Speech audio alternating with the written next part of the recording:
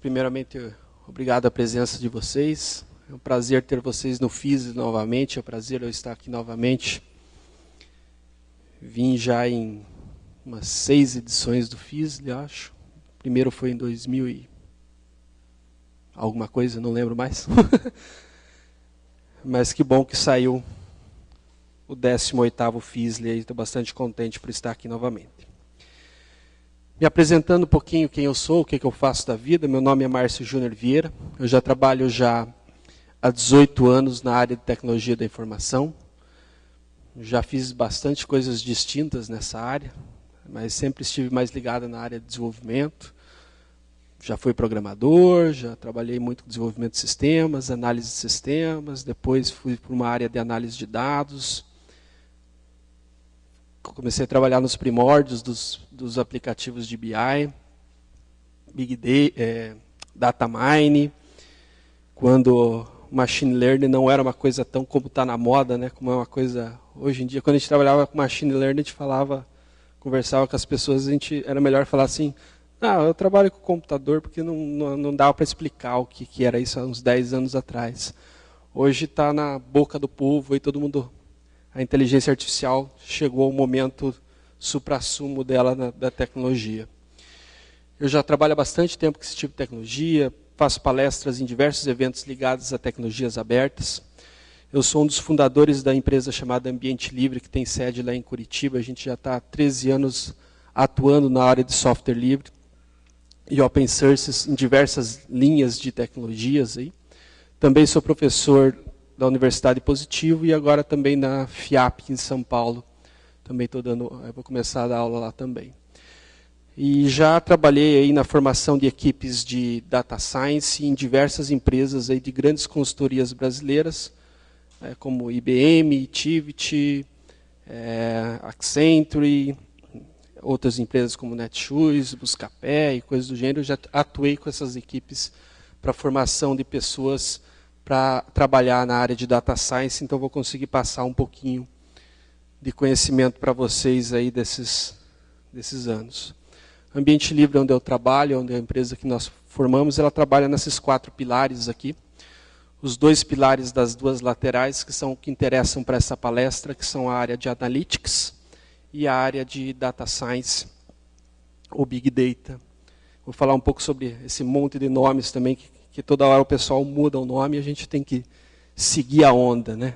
Vamos seguindo a onda. É Big Data, Data Science, agora fala só o termo Machine Learning. Mas o que eu já entendi, e está bem claro numa visão de evolução dessas tecnologias, que a gente está passando por um momento de transformação, onde uma outra área de conhecimento está nascendo. Uma área, alguns fóruns, como o Fórum Mundial, fala muito da indústria 4.0, e nessa indústria 4.0, ela traz o 4º paradigma da ciência. Hoje a gente tem, bem claros, 3 paradigmas da ciência, e chegamos no 4º paradigma. O primeiro paradigma é a questão empírica, o 2º paradigma da ciência é a investigação, o 3º paradigma é a computação. Esses são 3 paradigmas clássicos de conhecimento. O 4º paradigma, que é o que está se gerando, é o baseado em dados. O que eu quero dizer para vocês é que vai ter uma outra área, vai ter a área de computação, vai ter a área lá de exatas, vai ter a área de... exatas não, vai ter administração, vai ter a área de medicina, vai ter a área de computação e existe a área dos dados. É bem provável que daqui 3, 4 anos, não precisa nem passar mais do que 5 anos, e já está atendendo a isso, nós vamos ter uma 4ª área de ciência que é específica para a ciência dos dados. Se vai ser Data Science ou vai ter outro nome, não sei, mas vai ser uma área específica para a análise de dados. Isso está se formando cada vez mais, o nome troca de tempos em tempos. E o que é o Data Science? O Data Science é o uso de aquelas tecnologias que já existem, é a forma de você extrair dos dados insights ou conhecimento. Encontrar conhecimento em cima dos dados. Resumidamente, é isso. Só que você usa dos recursos das ciências que já existem. Por exemplo, na área de estatística, você usa o quê? Muito matemática. Na área de ciência de dados, você vai usar muito de outras ciências também, como é a própria estatística, modelos matemáticos e todos os recursos de ciências da computação. Então, já está começando até isso, eu estou dizendo que você vai ter um setor na sua empresa chamado tecnologia da informação e outro setor que nada tem a ver com aquele que vai se chamar alguma coisa dos dados. Existem diversos nomes já se formando para isso. Essas tecnologias estão todas se convergendo. A todo momento, o Data Science está se juntando com uma série de tecnologias. Nasceu lá, talvez, no estudo dos bancos de dados, há um tempo atrás, que é o KDDD. Depois foi para o BI, Data Analytics. O termo Big Data cresceu muito nos últimos 5 anos. Hoje o Data Science está em volta de tudo isso. Outra área que também tem muito a ver com Data Science é o uso de inteligência artificial também cruzado com essas informações, como é Machine Learning, Deep Learning e Data Mining, que talvez seja o mais antigo dessas tecnologias. Até blockchain está chegando muito junto ali, essas coisas estão trabalhando muito junto, e outros cenários vão estar se convergendo para tecnologias de Data Science. Essa aqui é a realidade hoje atual. Quem trabalha com esse tipo de tecnologia Data Science, em algum ponto está ligado com aquelas outras tecnologias. Talvez não todas, mas algumas delas sempre vão estar ligadas. Esses tipos de tecnologia trazem muitos diferenciais competitivos para as empresas. Por isso que elas investem muito em Data Science, muito em ciência de dados. Principais aí, precisão e previsões de demanda. Você conseguir prever as coisas como elas vão ser, e isso traz um diferencial competitivo muito grande. Eu saber quanto que eu vou vender em janeiro de 2019 com uma precisão exata, pode me definir se eu invisto ou não invisto mais na empresa, se eu vendo a empresa ou não, se eu fecho a empresa ou expando ela, ou coisas do gênero.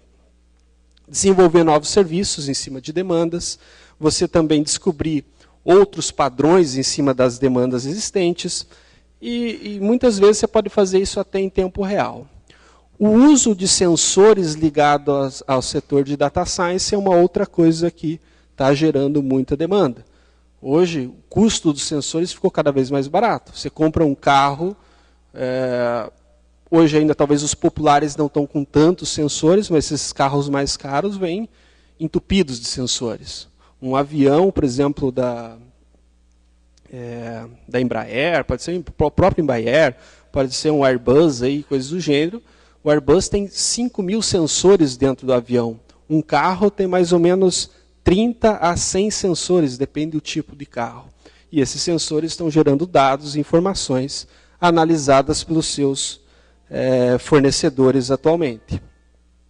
A automação com a inteligência artificial é outra coisa que tem nos ajudado no dia a dia para diminuir o trabalho de pessoas. Por um lado, até as pessoas criticam, né? Vai acabar o trabalho, que os robôs estão fazendo tudo, né?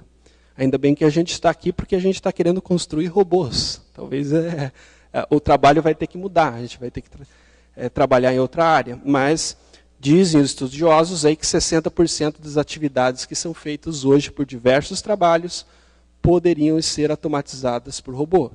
Não 100%, isso é bom por um lado, mas 60% poderiam diminuir custos. E está tendo bastante, por exemplo, os chatbots, que é uma coisa que está muito na moda, é uma realidade nesse momento. Essa visão que eu coloquei aqui são as ferramentas que vocês têm que conhecer se vocês forem trabalhar com Data Science. Esse é o Landscape Data Science 2018, que ele mostra uma visão geral, não precisa nem ver ali, tá, pessoal? É só para causar o impacto mesmo, para vocês não enxergarem mesmo, que tem cada pontinho ali é uma ferramenta que existe no mundo aí. Essa área verde que está ali, tem uma área que eles chamam nesse landscape, que é a área do open sources. Eles chamam de open sources, mas ali tem open sources, free softwares e licenças livres de tecnologias. Existem diversas ferramentas livres de tecnologias, e esse é o foco que eu vou apresentar um pouco para vocês. Quem trabalha com esse tipo de tecnologia são os data sciences, aí, ou chamados dos profissionais unicórnios do momento. Tem alguém que já trabalha com data science aqui em alguma daquelas bolinhas que eu coloquei ali, machine learning, data mining? Ok, mais alguém? 2 só? Ok. Então, às vezes, o mercado está exigindo isso aqui hoje de algum do profissional. Pelo menos uma bolinha de cada uma daquelas caixas um pouco maiores são exigidas. Por isso que não se acha um profissional. Eles chamam até o profissional data science de unicórnio da tecnologia, que ele tem que conhecer muita tecnologia. E as empresas estão formando o quê? Formando equipes que tenham condições de conhecer todos aqueles tipos de conceitos e tecnologias. Essas equipes têm pessoas da computação, pessoas de infraestruturas, bons programadores, bons estatísticos, bons matemáticos e pessoas boas também com visão de negócio. Geralmente esses são alguns dos pré-requisitos. E nós temos, eu vou falar um pouquinho de ferramentas ou software livres ou open source. Existe uma pequena diferença. Quem já é do mundo de software livre sabe muito bem essa diferença, mas eu nunca deixo de passar essa diferença do ponto de vista até empresarial. Algumas empresas gostam mais a questão open source, outras, os usuários gostam mais talvez do software livre. Por quê? Por que essa diferença? Essas aqui são as 4 leis lá de software livre, escritas por Richard Stallman. Elas dizem que você pode executar o programa, que você pode ter a liberdade de estudar ele, com isso você tem que ter acesso ao código-fonte. Ela fala que você pode distribuir ele, em momento nenhum ele fala que tem que ser gratuito. Ele diz que você tem que ter a liberdade de distribuir, e quando você distribui com o código-fonte. A 4ª lei, ele fala sobre a liberdade de você, quando você fizer um aperfeiçoamento, você devolver esse aperfeiçoamento. E é nessa 4ª lei que a gente tem um conflito com a lei, com as regras dos softwares open source. Aqui, se a gente entrar em discussão, dá para gerar até briga entre esses dois mundos. Com certeza, quem é de software livre, tem os radicais mais de software livres, tem o pessoal da linha open source, mas eu sou da linha o quê? Tecnologias abertas. Ambas são abertas e vocês podem utilizar. Olhando do ponto de vista das diferenças, a 4ª lei diz que o open source é mais permissivo.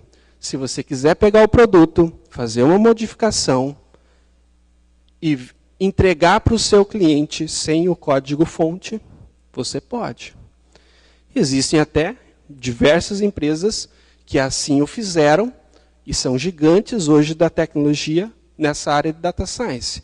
Você pega a própria Cloudera, hoje é a maior empresa de data science que existe, pelo menos do ponto de vista de venda de uma plataforma de Hadoop, digamos assim. O que ela fez? Copiou um produto Apache, colocou novas funcionalidades, chamou de Cloudera e vende essa plataforma por valores bastante exorbitantes. Vale a pena? Vale, talvez. E coloca, claro, novas funcionalidades lá dentro. Existe uma linha da Hortonworks, por exemplo, que ela faz mais ou menos a mesma coisa, só que ela é um pouco mais open source. Ela distribui as modificações que ela coloca e vende suporte técnico. Um modelo diferente para fazer a mesma ação.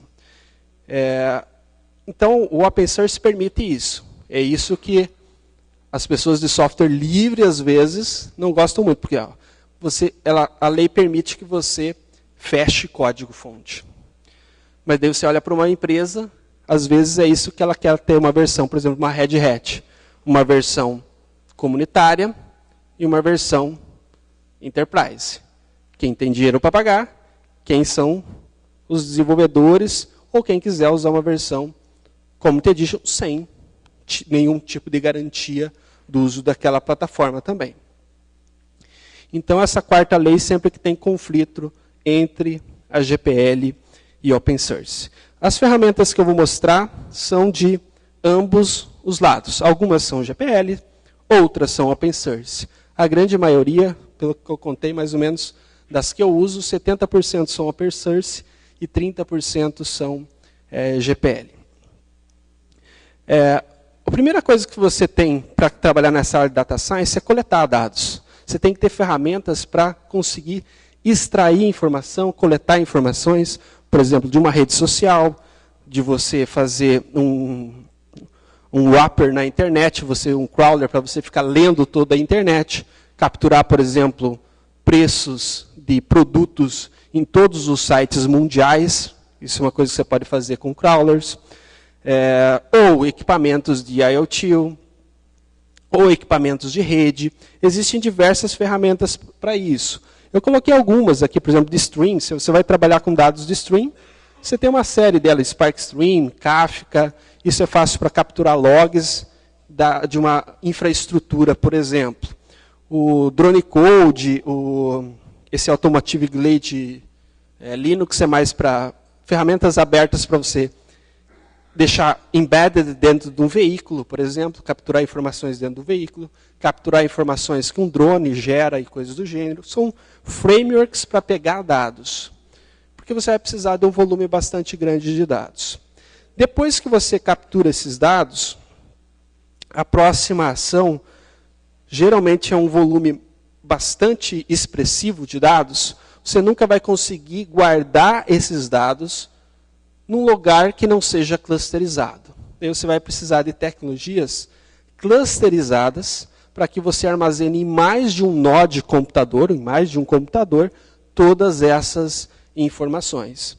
A tecnologia mais usada para essa ação é o Hadoop HDFS. O Hadoop HDFS é um file system distribuído, ao qual você pode transformar cada cada computador num pedaço do seu HD. Se você tiver, por exemplo, 10 máquinas de 10 GB de espaço, você consegue transformar ela em uma máquina de 100 GB. E assim por diante. E o limite de quantas máquinas que você pode colocar nesse cluster hoje está limitado apenas ao IPv4, ao número de IPs do IPv4, que hoje suporta a internet mundial. Então é uma coisa absurdamente o tamanho do cluster.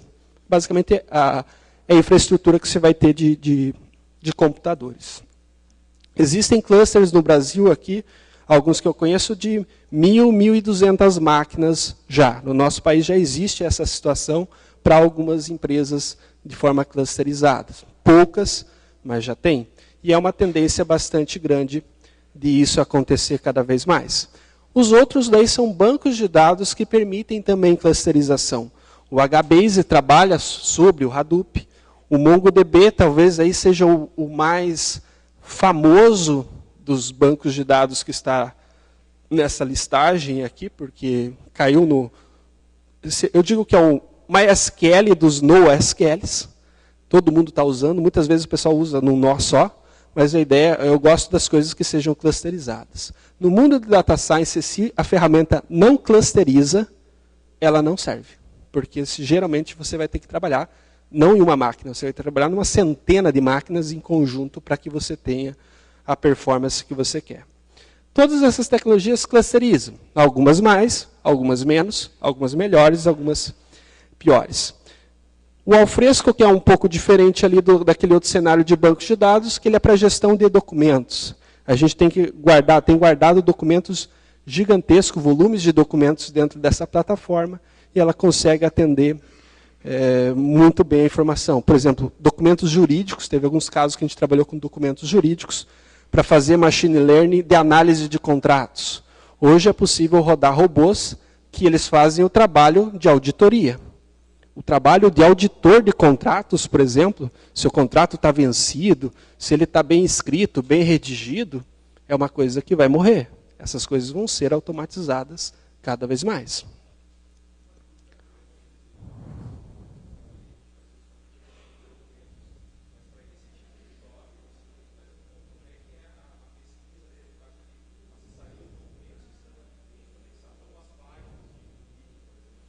Geralmente depende do que a gente vai fazer. Algumas vezes a gente extrai o textual dele, joga para dentro do HDFS para poder processar clusterizado. Então, tem muitas às vezes você tem redundância de dados para poder processar num volume rápido. Porque realmente o Alfresco dá para clusterizar até um nível, como o MariaDB, o Postgres também clusterizam, mas não é o melhor lugar para você processar 50 terabytes de documentos. Então, você armazena lá, extrai o que você precisa e processa. Como a gente tem também Elasticsearch e Apache Solr, que são ferramentas ali para fazer essa indexação de documentos ou indexação de qualquer tipo de informação textual. Todas essas plataformas, algumas delas têm alguma empresa por trás, algumas delas não. Por exemplo, o Hadoop HDFS, o HBase, são da Apache Foundation. O Alfresco é de uma empresa chamada Alfresco. Mas todas elas têm uma versão Community, ao mínimo, e, às vezes, algumas têm versões Enterprises. Às vezes, alguma empresa vai lá, pega uma ferramenta dessa, vê a oportunidade de criar uma Enterprise e cria uma empresa que até o caso que eu citei da Cloudera. Hoje a gente está num momento muito expressivo do uso daquela tecnologia chamada Spark. O Spark é uma tecnologia que permite você processar os seus dados de forma distribuída. Em vez de você usar só os 10 processadores que você tem na sua máquina, se você tiver 10 máquinas com 10 processadores, você cria um cluster de 100 processadores. Esse é sempre o cálculo básico que eu tento explicar. Como que ele faz isso? Esse é o trabalho dele, essa é a função dele. Mas é isso que ele faz, juntar todas as máquinas e fazer um processamento em conjunto. A próxima onda vai ser o Apache Flink. Então, quem já está estudando essa área, já deu uma olhada nesse Apache Flink, que ele... primeiro começamos com Hadoop MapReduce, que era a forma de processar os dados clusterizados. Depois, hoje, está na moda o Spark. E já se fala muito na Apache Flink, tem gente já indo para Apache Flink, que é uma forma diferente de processar os dados.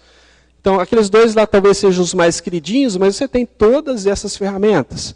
Eu vejo que aqui na comunidade de software livre, o pessoal gosta muito de Python, fazer tudo com Python, porque é uma linguagem fácil, uma linguagem rápida, objetiva de programar. E ela permite, sim, clusterizar dentro desses ambientes de Big Data. Os estatísticos gostam da linguagem R. Então, cada um ali é quase que um mundo. Se você for trabalhar com processamento de imagem, que é uma coisa bastante que está sendo bastante explorada nesse momento. Por exemplo, aquelas lojas que a Amazon está criando, que você vai lá, pega o produto e sai, e ela já cobra ali, processando visualmente o que você pegou dentro do armazenamento. Você pode fazer aquilo com uma biblioteca chamada OpenVC, e o OpenVC você pode processar em alto volume de dados com um Hadoop específico para a imagem chamado Hive.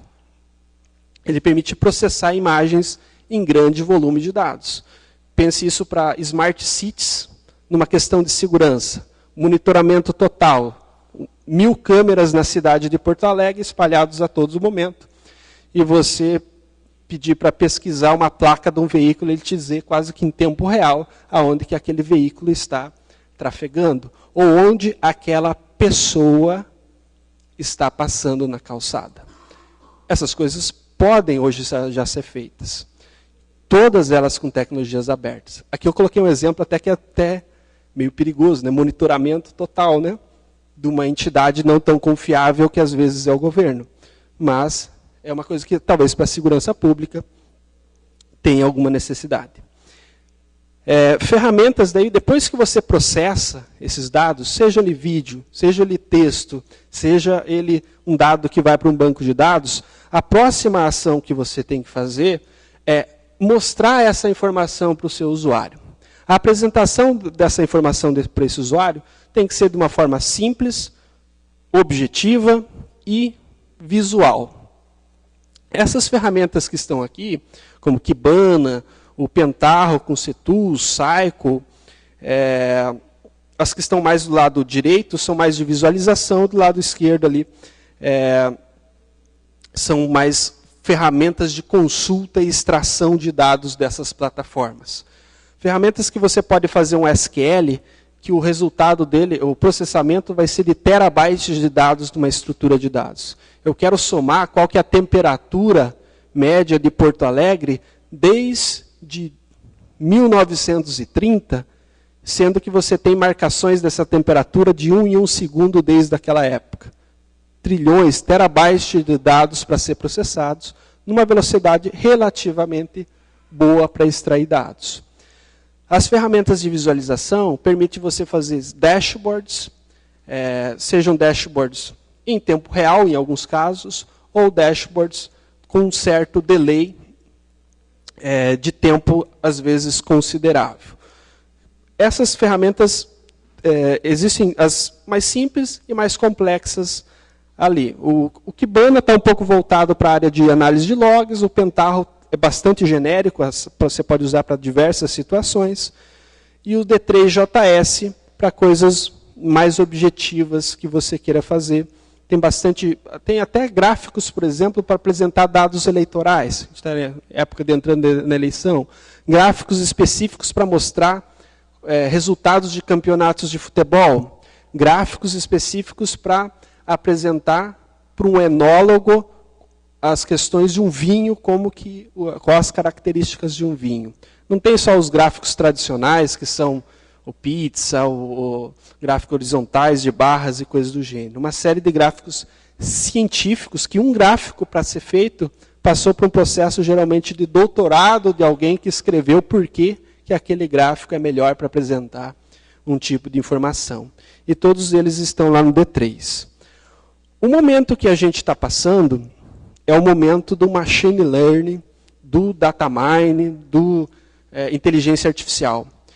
Tem ferramentas dessas para open source? Existe uma centena. O pessoal fala assim, talvez o mais conhecido mundialmente, por causa do marketing forte, o pessoal fala assim, o pessoal adora o Watson. Vamos usar o Watson. O Watson, sim, é uma interface cognitiva muito boa da IBM, e tem uma base de conhecimento bastante já treinada e utilizada. Mas se você ficar usando só a base dos outros, você nunca vai ter a sua. Eu sou muito da ideia que você cria a sua base de conhecimento. Assim como o Watson aprendeu, você também pode aprender. Mas se você deixar de só usar o conhecimento dos outros, pense que você... Eu dou um exemplo bem assim. Todo momento você está perguntando para alguém a resposta que você quer ter. Você não quer guardar conhecimento, você vai ser um perguntador, talvez, não sei se tiver esse termo. Essas ferramentas permitem que você construa a sua base de conhecimento e use essa base de conhecimento em ferramentas cognitivas suas. Claro que se você começar a montar alguma coisa agora, ela vai responder tão bem quanto o Watson. Uma pessoa, quando nasce, eu dou um exemplo de uma criança. Quando eu dou com uma criança, você tem que ensinar ela. Vai ter um tempo de evolução. Se você conseguir ensinar ela numa velocidade relativamente rápida, ele vai aprender relativamente rápido. Essas ferramentas permitem, talvez a mais comum é o TensorFlow. O TensorFlow é uma ferramenta que está sendo muito utilizada. O Google, que é um dos principais desenvolvedores dessa tecnologia. E ela está sendo muito utilizada para Deep Learning. O Deep Learning é um segundo passo do Machine Learning, que mais profundo, que ele chama até de aprendizado profundo, com o uso de recursos computacionais para fazer isso. E você pode fazer isso com o TensorFlow, você pode fazer isso com o ECA.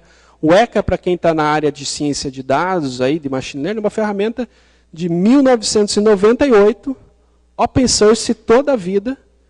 Qualquer o professor que dá aula aí na área de Machine Learning inicial vai passar por essa ferramenta. Só que a diferença é que quem conhece essa ferramenta há bastante tempo, hoje está no momento. Hoje estão falando de um monte de ferramentas. Se você pode usar isso pronto dentro da Amazon, por exemplo. Você tem um serviço SaaS lá que você usa algoritmos de Machine Learning, pagando por hora, de uma maneira bastante fácil. Mas a minha ideia aqui é trazer para vocês que vocês não precisam se prender a esses tipos de ambientes. Vocês podem ter as plataformas próprias. O que você vai encontrar, às vezes, nessas plataformas SaaS? Igual uma Amazon, igual uma Google, igual a Microsoft Azure? Facilidades. O que você vai encontrar no mundo open source? desafios. Mas a resposta você vai ter nos dois. Sempre não pense que vai ser, eu não estou trazendo o melhor mundo. Eu estou trazendo o mundo da liberdade, o mundo da flexibilidade e o mundo ao qual vocês podem ter independência. Principalmente isso, independência dessas outras plataformas.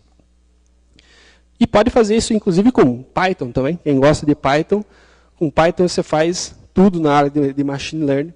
Eu uso muito o ECA, Mahout, Tensor, Spark MLlib, essas bibliotecas. Esse Apache Singa é um novo que está saindo aí, eu testei muito pouco ele ainda, mas parece ser bastante propulsor, ser um concorrente da Apache por TensorFlow. Porque o TensorFlow ele tem a Google por trás. A Google, às vezes, é bacana para esse lado de software livre, às vezes, peronomútil. Então, uma solução Apache, eu acho muito mais até confiável. E é bom ter concorrências desse tipo de tecnologia, mesmo sendo open source as duas. Essa aqui é uma arquitetura ao qual você tem que montar quando você vai montar um ambiente de data science. Você tem que ter dados, coleta de dados de algum lugar, seja qualquer fonte que você tiver, seja do teu RP, seja do sistema de IoT que você desenvolveu, seja de extração de redes sociais.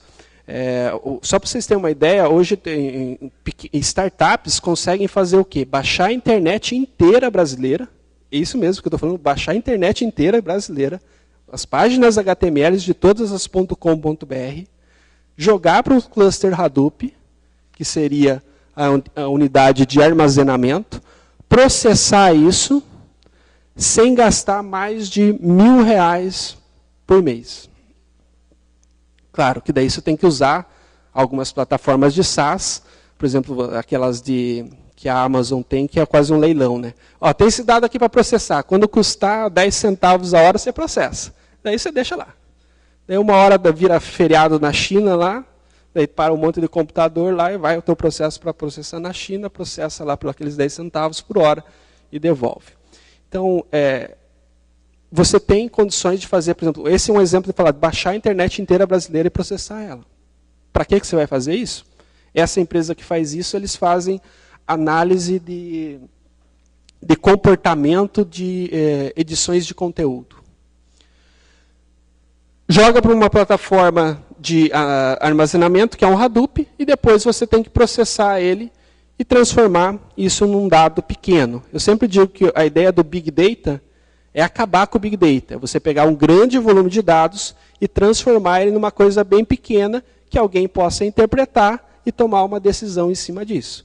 Por exemplo, uma informação que a gente pegou recentemente que parece ser interessante.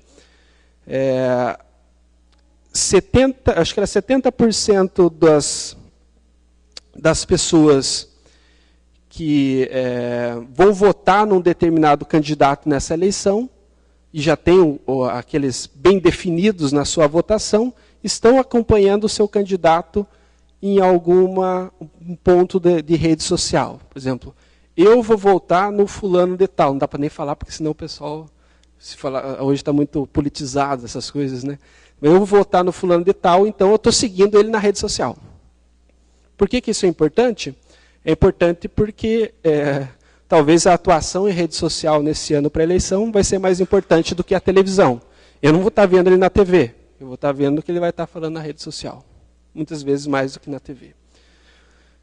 Então, isso é uma informação pequena, uma informação que qualquer um consegue processar e ele vai tomar decisão em cima desses tipos de análise de dados.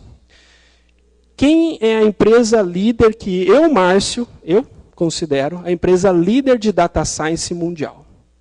A Apache Foundation. Não é a Microsoft, não é a Amazon, não é a Oracle. Essas empresas estão correndo atrás do prejuízo. Estão atrás da Apache uns 2 ou 3 anos, mais ou menos. E, por outro lado, elas também se juntaram à Apache em alguns momentos para desenvolver tecnologias junto com ela no modelo open source, que é um modelo para inovação, o melhor modelo para desenvolvimento de tecnologia no momento é o modelo colaborativo. Esse modelo colaborativo hoje permite que a Apache tenha 43 projetos ligadas à área de Data Science, Machine Learning, Internet, IA. E dentro desses 43 projetos, estão 2 projetos que são os mais famosos mundiais na área de Data Science, que é o Apache Hadoop e o Apache Spark. Quem trabalha com Data Science, você pegar a própria IBM, você pegar a própria a Oracle, qualquer uma dessas empresas, eles estão trabalhando com o Hadoop por trás e estão trabalhando com o Spark por trás. O que eles colocam é uma plataforma bonitinha, um nome bonito, um bom marketing e vendem isso para as corporações com alguma melhoria. E mais 25 projetos de database, de bancos de dados diferentes, incluindo o Apache Cassandra, que talvez se destaque entre todos esses 25 que tem ali, que é um banco de dados também distribuídos. Uma outra ferramenta que, além de usar softwares da Apache, então quando você vai trabalhar alguma coisa de Data Science, olhe o que a Apache tem lá, que pode ser que ela vai resolver o teu problema. Se você está estudando para entrar nessa área de Data Science, conheça ferramentas da Apache. Eu não conheço aquelas 43, mas está na minha lista de conhecer todas. Eu conheço 26 daquelas 43. Algumas são coisas que estão sendo incubadas ainda, são bastante iniciativas. É aquela ferramenta que às vezes você vai aprender, e às vezes você vai ser o único do Brasil que vai conhecer aquela ferramenta.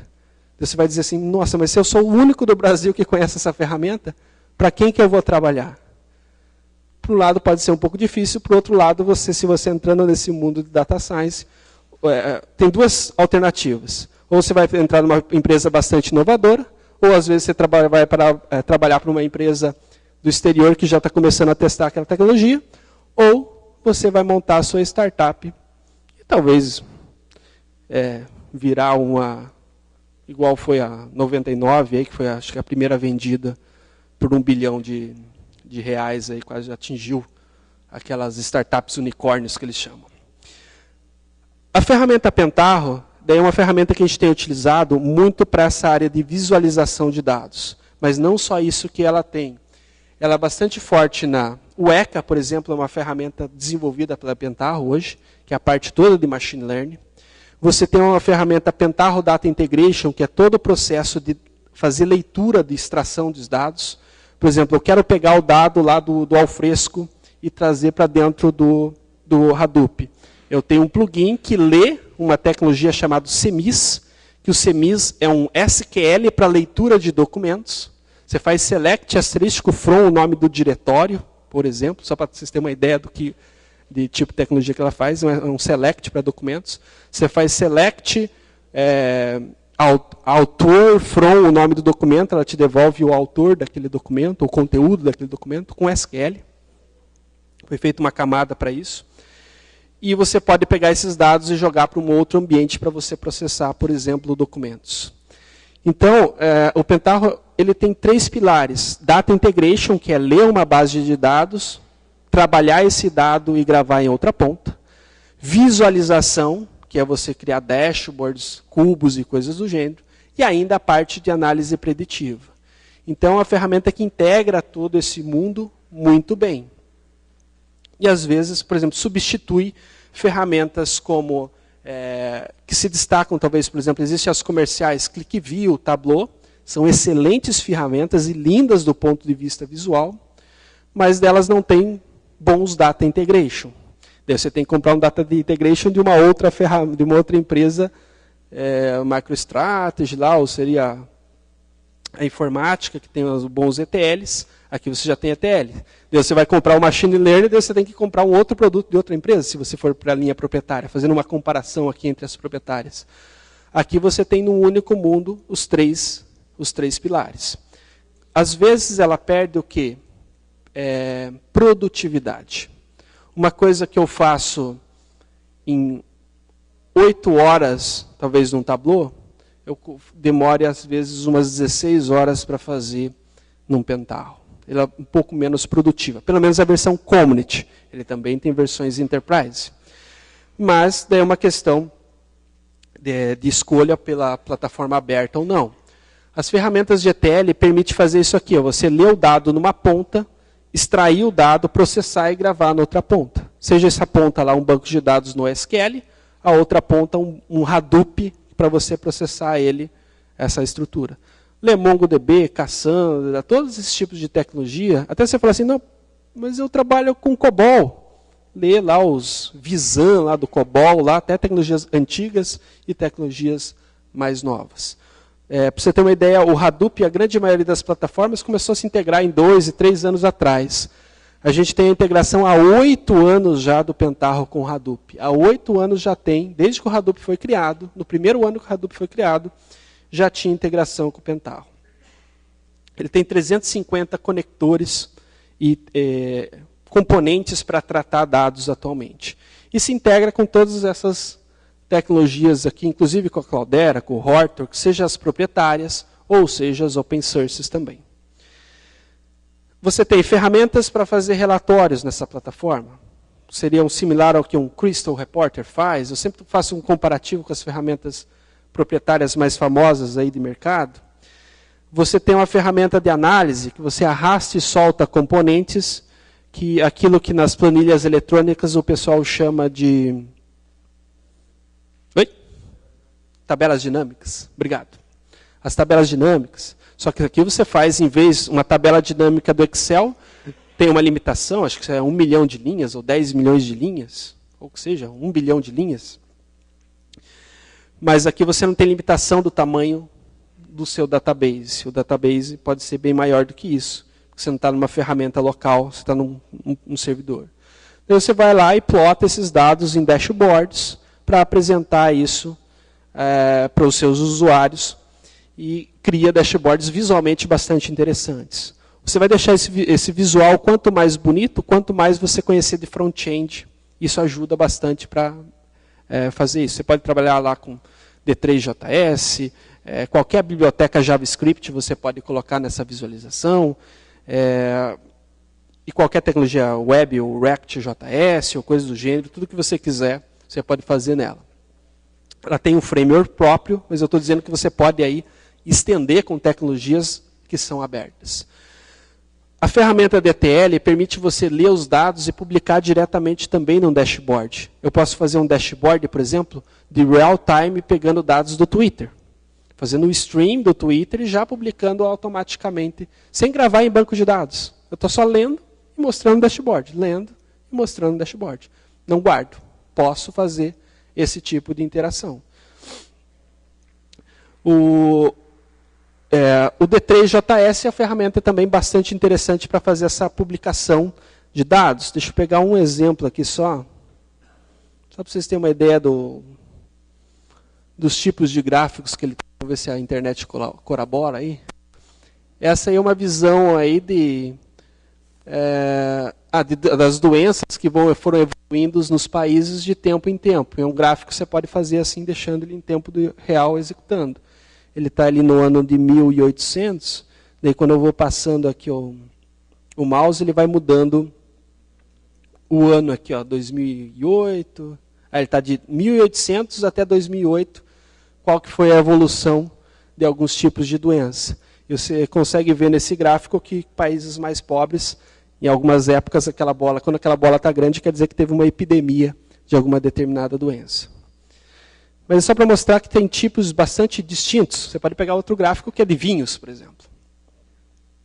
Não são gráficos tão tradicionais. Você tem também o Weka Datamine, que é a ferramenta que eu falei para você para fazer machine learning. 79 algoritmos diferentes. Sabe aquela comparação que as empresas fazem? Quem comprou esse também comprou esse, que geralmente aparece nos sites de internet? É um algoritmo chamado a priori, que ele faz correlação de compras de produtos que foram feitos em conjuntos. Às vezes você olha aquilo no site e pensa que é uma coisa complexa que foi feita. Existem diversas empresas que começaram a fazer isso e vendem isso como serviço. Se você rodar isso no algoritmo, se você fizer uma aula de 1 hora, tiver um conhecimento mínimo de estatística e informática, em 2 ou 3 horas você implementa isso no teu site. Claro que você tem que ter uma base de treinamento para isso, mas você consegue implementar isso de uma forma bastante rápida. Por que às vezes as coisas parecem difíceis? Porque às vezes alguma empresa vai lá e coloca um pouco de dificuldade disso para que ela retenha aquele conhecimento e que ganhe com isso. Mas não são coisas difíceis.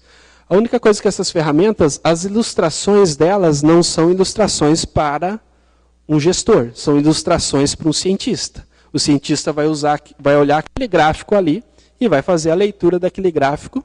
Daí você vai ter que traduzir aquilo lá e mostrar para o seu gestor que existe uma correlação da planta A com a planta B, ou da compra A com a compra B, e assim por diante. São ferramentas bastante visuais, mas do ponto de vista científico. Essa ferramenta Pentaho tem uma comunidade muito grande. É bom sempre quando você olha para uma ferramenta open source, lá no ambiente livre, a primeira coisa que a gente faz é qual que é o tamanho da comunidade e quem está por trás do desenvolvimento dessa tecnologia. Porque eu não vou começar a investir numa tecnologia que ano que vem não vai ter ninguém disponível. Não vai ter uma empresa, não vai ter pessoas, não vai ter comunidade para ajudar. A Pentaho, só a comunidade brasileira dela é dita como a maior comunidade Pentaho do mundo organizada. Hoje o Brasil tem a maior comunidade dessa tecnologia no mundo.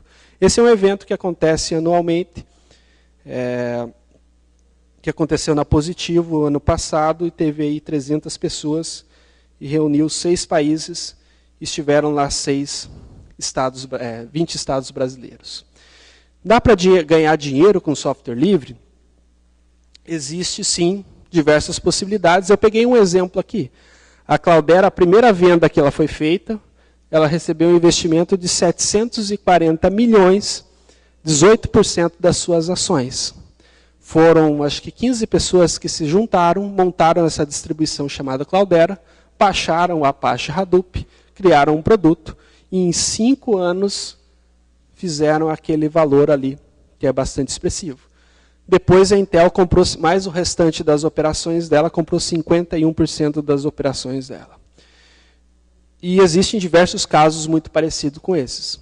Alguns fazem o que a Cloudera fez, outras empresas colaboram com o open source de que forma? A Facebook precisa de tecnologia para manter os seus serviços.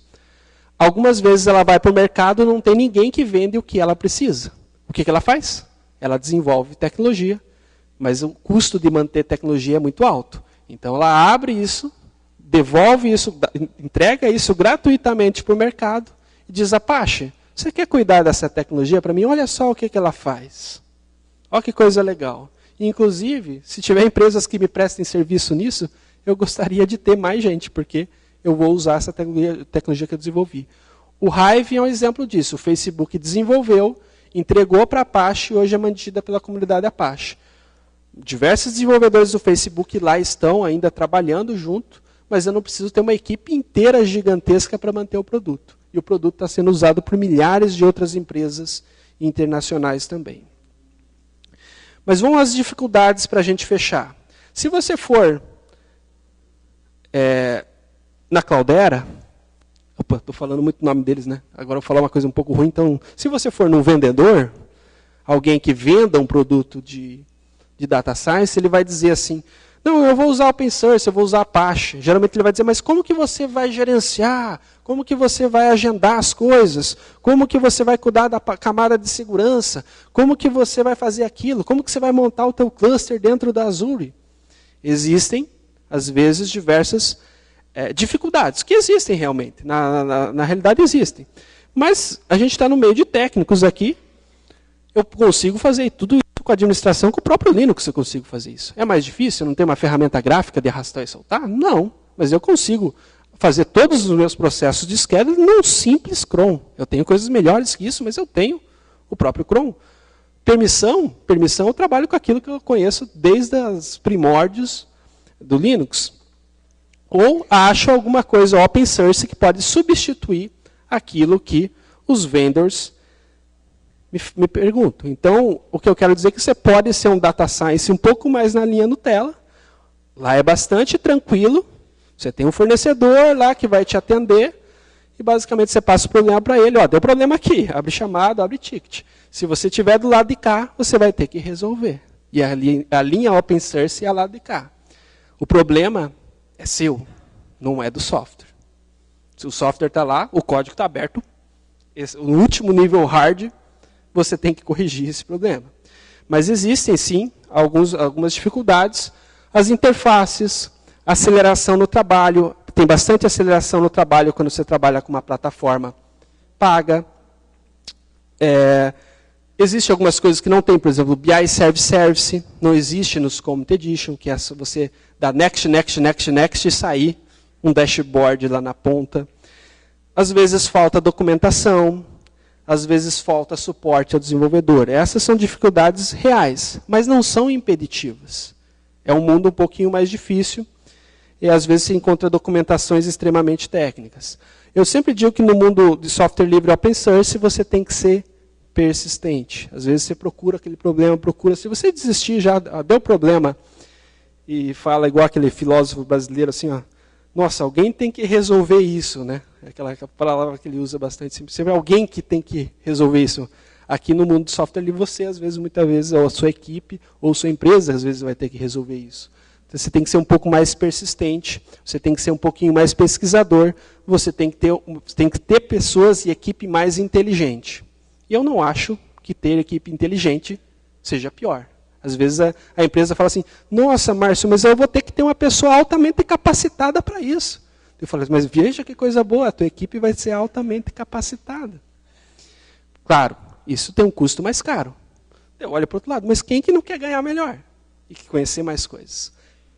Na balança, eu acho que torna uma coisa bastante legal. Você tem que ser mais um hacker, tem que ser uma pessoa mais pesquisadora.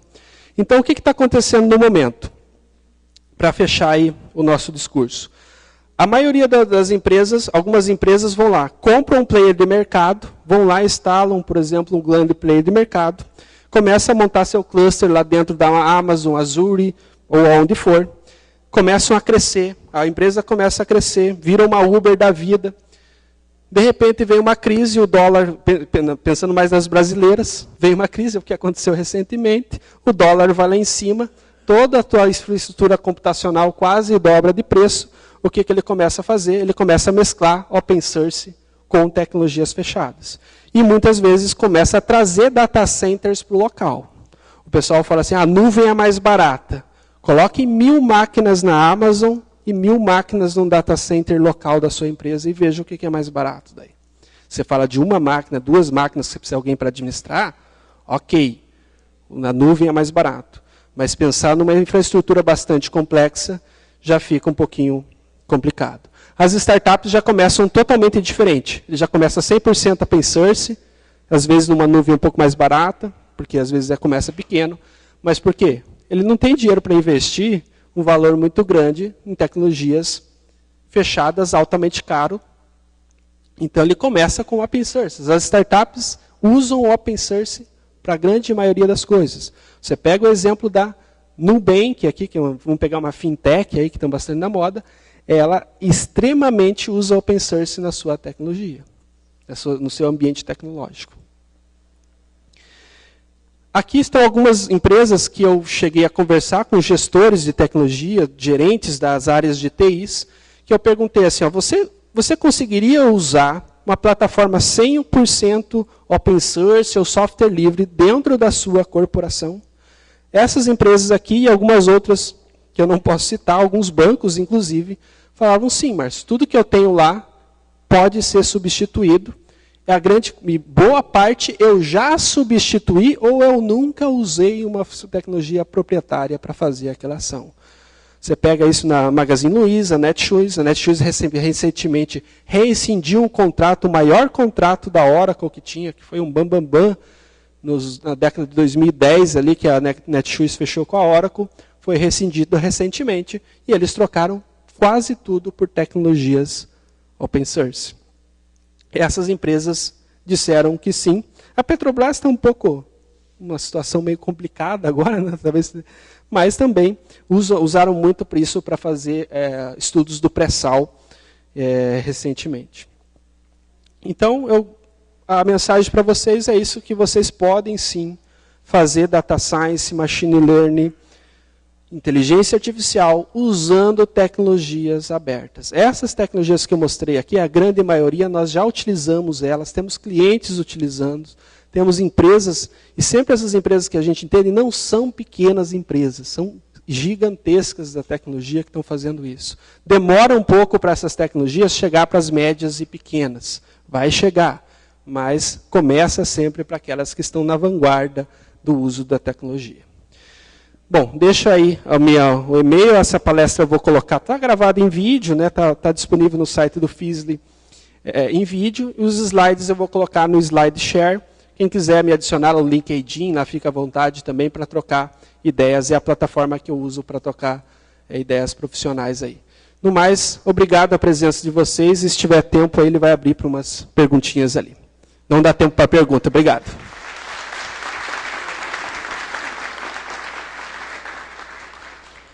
Eu vou estar aqui na saída, quem tiver fazer pergunta, o pessoal fica à vontade ali.